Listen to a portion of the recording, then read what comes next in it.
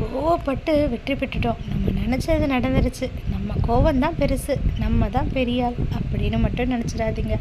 அதை தாங்கிக்கிட்டாங்க இல்லையா, அவங்களுடைய பொறுமை தான் ரொம்பவும் பெருசு. அதுதான் உண்மையும் கூட.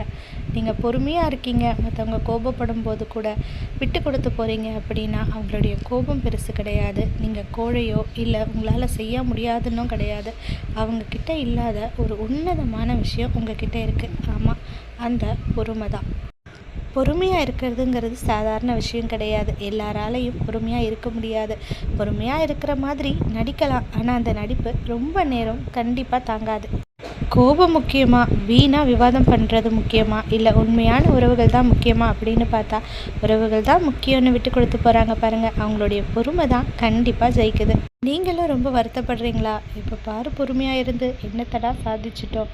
கோவப்படுறாங்களே, அவங்க முன்னாடி நம்ம கோவமாக பேசக்கூட முடியல. ஏன் அவங்களுக்கு மட்டும்தான் கோவம் வருமா, நமக்கு உணர்வுகள் கிடையாதா அப்படின்னு யோசிக்கிறீங்களா? ஆமாம், அது சரிதான். நீங்கள் எல்லா சூழ்நிலைகளையும் பொறுமையாக இருக்கணும், மற்றவங்க பேசுகிறத கேட்டுக்கிட்டே இருக்கணுன்றது அவசியம் கிடையாது. ஆனால் அதுக்காக அவங்க வெற்றி பெற்றுட்டாங்கங்கிற ஒரு அர்த்தமும் கிடையாது. பொறுமையாக உங்கள் பக்கம் இருக்க நியாயத்தை நீங்கள் சொல்லலாம். அது அவங்களுடைய கோவத்தை விட கண்டிப்பாக உங்களுக்கு ஒரு நல்ல வழியை காட்டும்.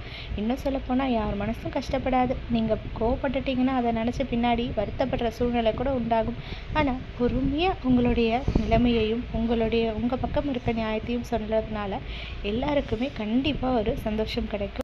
நல்லதே நடக்கும். நல்லதே நினைப்போம், நல்லதே நடக்கும்.